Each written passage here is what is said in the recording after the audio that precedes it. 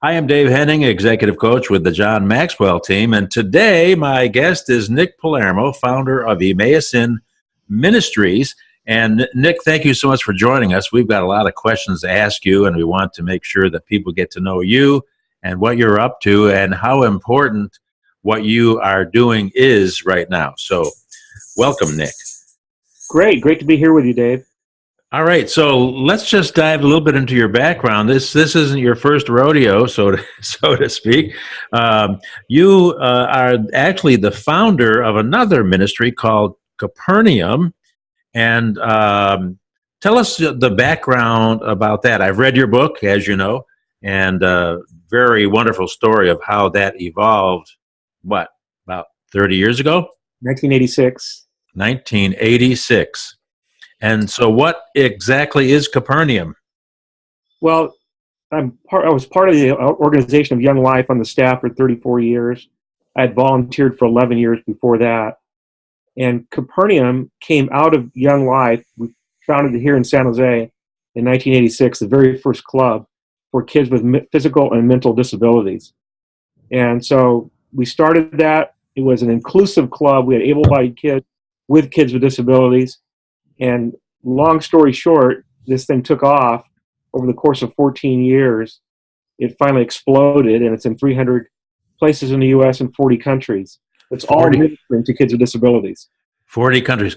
I was reading an article about even in the country of Jordan, there is a Capernaum going on. And I do know from our experience of our work in Kenya that typically disabled children are really ignored and not taken care of. So it's a very tough situation. So what you've done is you've come alongside young people all these years, especially in the high school and the post-high school age, to work with, to minister to them.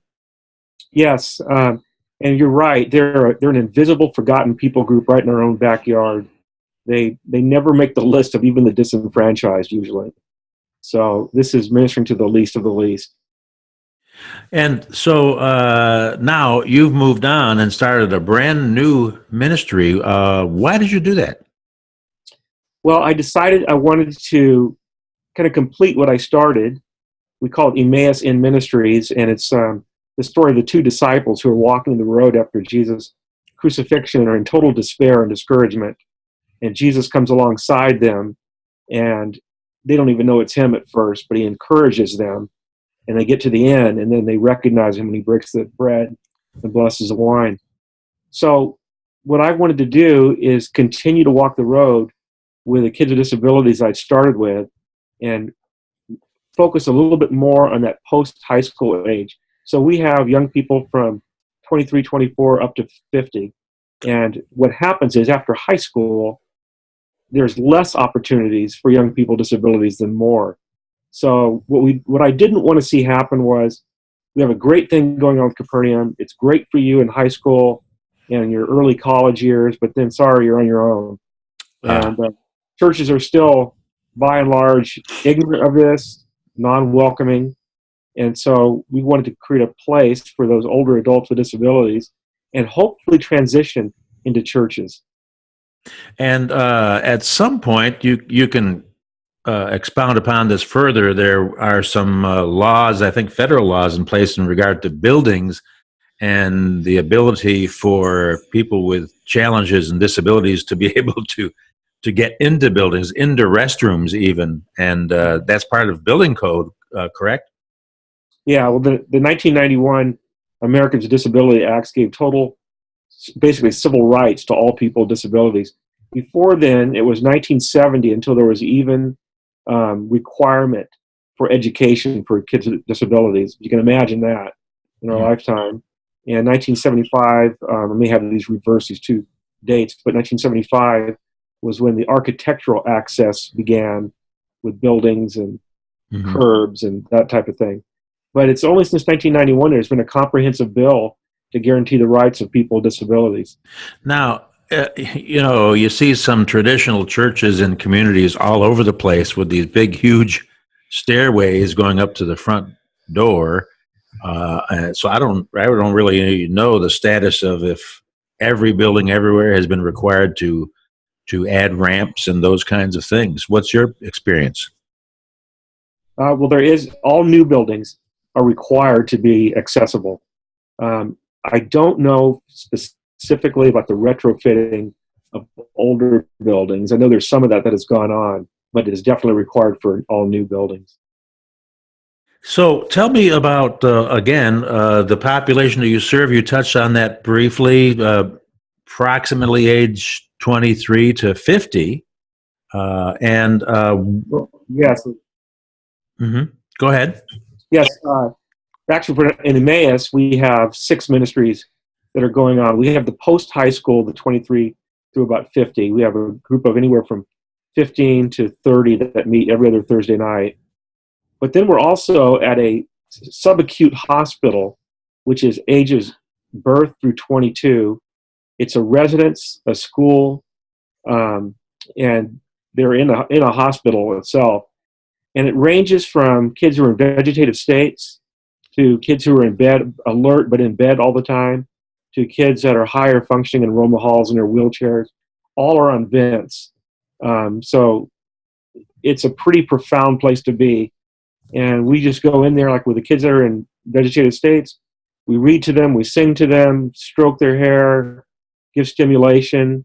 Other kids that are awake in their beds will do the same type of thing, and they're responsive to that. And then, of course, the kids that are higher functioning, we can have more of a real relationship back and forth.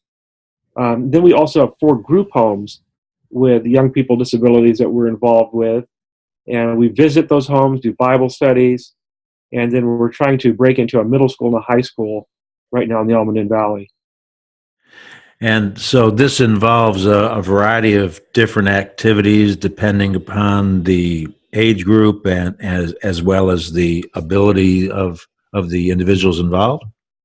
Right. Well, the hospital and the group homes are pretty shut in, so we visit them. But the club that we call Jesse's Club, which was named after a young woman who died in our Capernaum ministry, that particular club, we are able to do outings and everything from going to the beach to movies, that type of thing. So we do outings. Can you share the positive impact that that Capernaum as well as now Emmaus has had on, for example, some of the stories you've shared with me in the past about campers that have camped with the challenged and disabled young people, and how that has impacted the other people who were not necessarily acquainted with being around kids in wheelchairs and so forth. And we're such a new ministry. We're barely 2 years old. And so that particular part of able-bodied kids being included in, we're just beginning that. We had some girls from Lincoln High School at our last club. And over the 34 years that I did Capernaum, I saw a graphic, powerful impact on able-bodied kids, and then also vice versa. So it's a real encountering Christ through one another, not a condescending, I have to help you because you're so poor, you're not well off. Yeah. So it's very mutual, very reciprocal, and lives were changed through that. And back then, even the kids that you worked with really changed the attitudes of some kids who were not acquainted with this situation. Yes, that's been one of the Capernaum entered Young Life and literally changed the face of the organization. And so now all Capernaum, all Young Life areas are either thinking about doing Capernaum or have started it already, but it's in place, and able-bodied kids, staff, you name it, have been impacted and changed as they've been around kids with disabilities. I think we shared an article about a Texas Rangers baseball player who gave away his $9.2 million house and 1,000 acres for a Christian camp for disabled kids. And that was quite an amazing story. And it just warmed my heart to see that other people are as passionate as you and I are about working with people with needs. Mm-hmm. Yeah, definitely. That was exciting to see, and we need God's people, people that have resources to come on board in this. This is a very poor, invisible community, and the ministries that work with them are pretty obscure. And so we're really needing people like Cole Hamels to step up and help us reach kids and older adults with disabilities. Yeah, absolutely. So you have structured this Emmaus in Ministries very interesting, very unique. You actually have I'm looking at your website right over here on this screen, um, a column called Walk With Us, and you've got traveling companions, day trippers, sounds like the Beatles. That's right. Innkeepers and love teams. So share with us what's the difference between those opportunities for people to get involved. Well, it's a little bit using a nomenclature that gives us our own identity apart from Capernaum, because we're obviously kind of a sister brother sense with organization, but we're really focusing on a different population, the older folks, and we're trying to go a bit deeper than what we've done, because they're in their adult years and going through life issues that we need to address. So a traveling companion, using the Emmaus Road imagery, is a leader who walks the road with people with disabilities. The love team is our board, committed to loving the entire organization and people in it and supporting it. A day tripper is someone who wants to volunteer once for an event, something like that, or a couple of times during the year. We need not only our traveling companions, but we need a lot of day trippers to help us when we do special events. Oh, and an innkeeper. I'm checking on you. The innkeepers are our staff, myself and Lydia Martinez, and we just try to keep everything going and smoothly running and meeting the needs of kids. So you just came back from the Philippines, and you shared a little bit about how exciting that was, the opportunities that you had there. Share with our listeners what happened.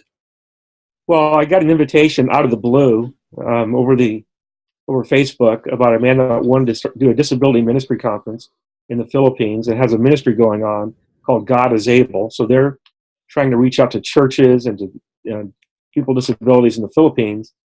And so I ended up going with my wife over to the Philippines for 8 days, spoke to this conference of 270 people, spoke 13 times in 7 days to various groups. One was a church of 13,000. I spoke to 166 pastors in that church about reaching to people with disabilities. So it was stirring up a lot of dust, and God's got some great things going on in the Philippines, and I got to be a part of it. And so you think you'll have an opportunity to go back? Possibly. Yes, I would love to. Oh, can I go with you? We'll see. Yes, please. Back in my suitcase. Always be ready. Doesn't the Bible say something about, be prepared, be ready? Season it out. So your Emmaus in ministry is young, but yes. and yet established at the same time, really, with 30 some years of background of yes, exactly what to do. But you've structured it a little bit differently. You've got the visitation with the hospitals. You've got so what kind of things do you do at this Thursday night meeting? Well, it's a typical club meeting like you would have seen in Capernaum. There's songs, there's games, but we try to go deeper in the message. Like I was mentioning before, they're in adult life situations, and we try to address those and what they're going through. So going a little bit deeper in that sense, and the big part of it is community. They just don't. That is the only place they go to experience community. So that's huge for them to be able to interact with one another and learn about their faith and how God can be involved in their lives. To have relationships, and as you know, my son had cerebral palsy, and it was very limiting in terms of what we as parents could do as well. And so this is really sounds very freeing to be able to get in a community group and share and have fun and experience life together and learn and grow too, right? They describe it as a second family in their church. and we're not a church, but they don't experience these things in church with one another, if they're even involved in a church. So it's in that community aspect is very powerful. So, having said all that, how would you describe the impact you're having so far? Well, it's one of these things that we're 2 years into it, and the immediate impact is they're very responsive to everything we're doing. They're responsive to faith, to love, to hope, to relationship, to community.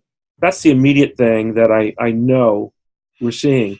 The long range, it's really hard to say. My hope is that we will impact churches. We're involved with 3 different churches right now. Mm-hmm. And that's a big piece of this, is to be an advocate for people with disabilities to the church. And so that's something that I'm really wanting to build up to and get established. I'm also doing spiritual direction with youth ministers, especially youth ministers who are working with people with disabilities, to encourage them to keep them walking in the road and not burn out. Boy, that's great. And what's the outlook for connecting with more youth ministers, do you think? It's huge. I mean, it's just untapped.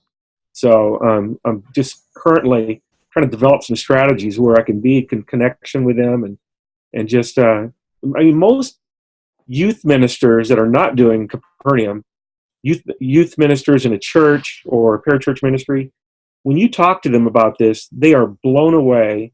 They've never thought about this. It's that, it's that unfamiliar to people in the church and in our country, really.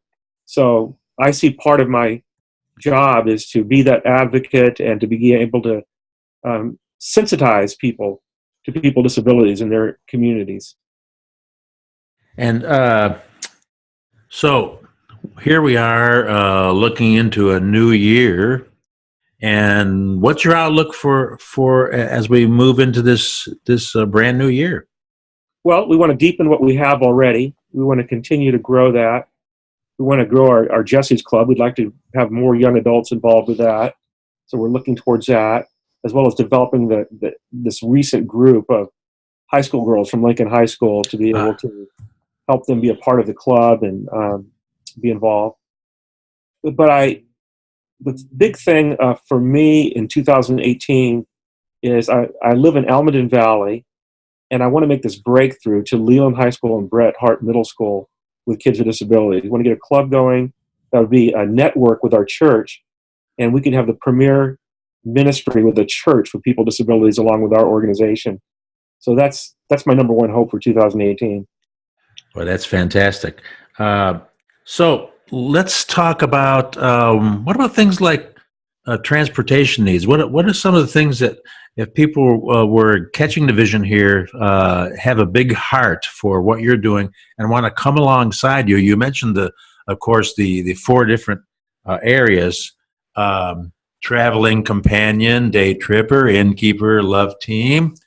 So, what would be the best way for them to contact you? By the way, go ahead and give out your website so everybody can have that as well. Yes, it's www.emmausinministries.com. And you can go on the website. There's also a place there where you can give to our ministry. We're a nonprofit, so we raise all our own funds. And you can contact us on the website, or you can contact me personally. My phone number, 408-857-3087. And we could talk and let you know about the ministry. And there's some ways you'd like to be involved. I would love to talk with you. And Emmaus is spelled Emmaus, right? Correct. Emmaus in, like INN, Ministries, and that's ministriesplural.com. Emmaus in ministries.com. And your phone number again, Nick, if somebody wants to call? Yes, 408-857-3087. Great. And let's talk about the financial picture. What are your needs in terms of, some people might not be in the immediate area. Speaking of which, let me interject, hit the rewind button here for a second and ask you this question. What area are you currently focused on, or how far out are you reaching right now? In terms of finances? In terms of a geographic area that Oh, okay. We're yes. Santa Clara Valley, Oh, okay. and and by virtue of going to the Philippines, um, Emmaus kind of has a little bit of an international flavor now of how we've been able to help other people in their ministries to people with disabilities.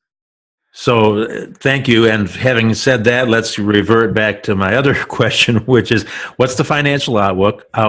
There are going to be people that are watching this and hearing this message literally all over the world and across the United States who are not in your immediate area. And so what's the financial picture? What's your financial goals? And how can people pitch in who can't physically be here or participate? Well, our budget is $130,000, and that covers myself and my other full-time staff associate, my co-founder, Lydia Martinez. And it covers all the program for the ministry, all those expenses. And like I said, we're a very new ministry, so we're trying to build up our donor base. We've had great help from some key people that have been able to give us some very large gifts. But we need to build up the groupings under that, the people that give $50 a month or $100 a month, whatever they can afford. We're going into the new year, and our goal is to fund our budget for the entire year of 2018.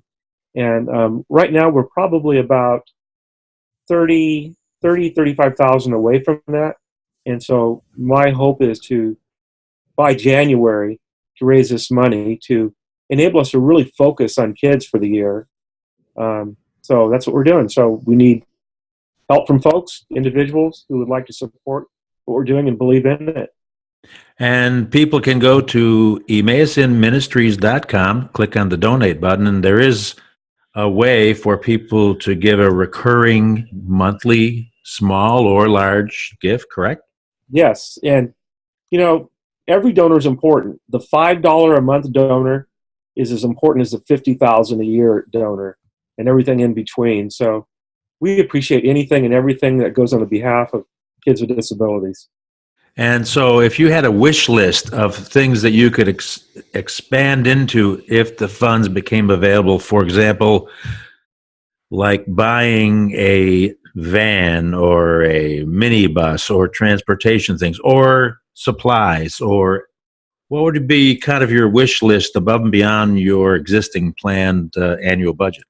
Right now, it's one thing. We just got a $5,000 donation for building our own office. We don't have an office. And we probably could use, if someone wants to help with this, I would love to have $3,000 or $4,000 more to do all the work that's got to go on to making that a quality office. So that's one big thing that's our focus, and that will really help us have a center this year to operate from. And anything else that comes to mind that we could help you with? Yes, I'd love to have just a little fund where we do activities with kids on top of what our budget is. So that's stuff where we go out, like I said before, go out to the beach or we go to the snow, whatever we might do. But it would be great to have that pool of funds that allow us to not worry about the budget restrictions and kids' poverty in this. So that would be a big one. Yeah, and you hit the nail on the head in terms of a lot of the young people with disabilities don't have the financial resources themselves in a lot of respects. Is that what I'm hearing you say? Yeah, there's a wide range with people with disabilities. There's people that come from high-income families, and they are able to do stuff and have funds, but it goes all the way down to extreme poverty and everything in the middle. So there's always a need for funds to help young people out.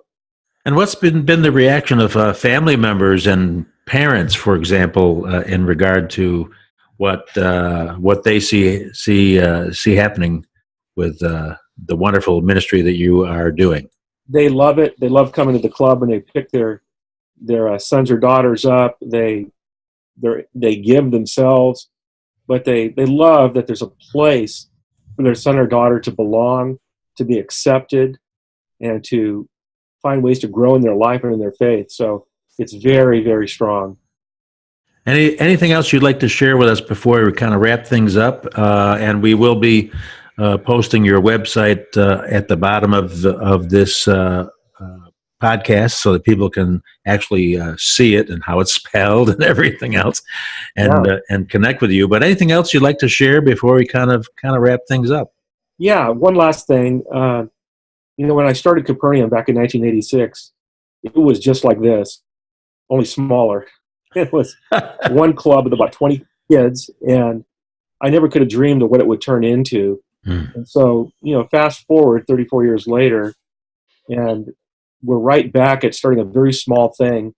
And I don't know what the future is, but I really hope people will either become a traveling companion with us, a day tripper, work to the cause. We forgot one term. It's called a waymaker. And the waymakers are people that give financially to help us reach the goals that we have. So my prayer is that Emmaus is going to go well beyond what we see right now, just like Capernaum did. And it's an adventure. It's a faith adventure. I don't know what's ahead, but I know we're in the right place where God wants us, and we're ministering to people who do not have people that walk into their lives very often. There's plenty of work to do, and you have gotten on the road to Emmaus Yes. and really gotten things going. And the cool part is, as in that Bible story, there is someone who comes alongside of us during this whole process, and his name is Jesus. That's right. That's correct. It's in everything we do. It's the center of what we're about. And we know that the real hope for people with disabilities is Christ more than anyone or anything else. Do you currently, are you providing any kind of a newsletter or some kind of a follow-up communication with? Is there a way for people to sign up or give you their email with your website or otherwise? Yes, when they give, they automatically will receive our correspondence. We'll do a newsletter about 3 times a year, but they'll automatically be a part of that. Or you can just sign up and just say, "I'd like to receive your communications," and we'll be glad to do that. Great. Well, Nick, it's been a pleasure as always to talk with you. I'm speaking with Nick Palermo, founder of Emmaus in Ministries. I'm Dave Henning, executive coach with the John Maxwell team.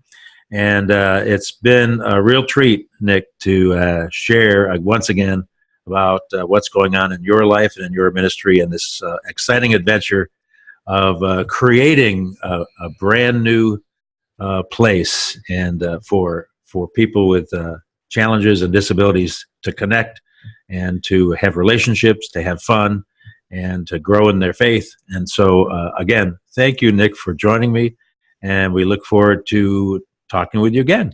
Thank you, Dave. It's been special, and thank you to everyone who listens to this.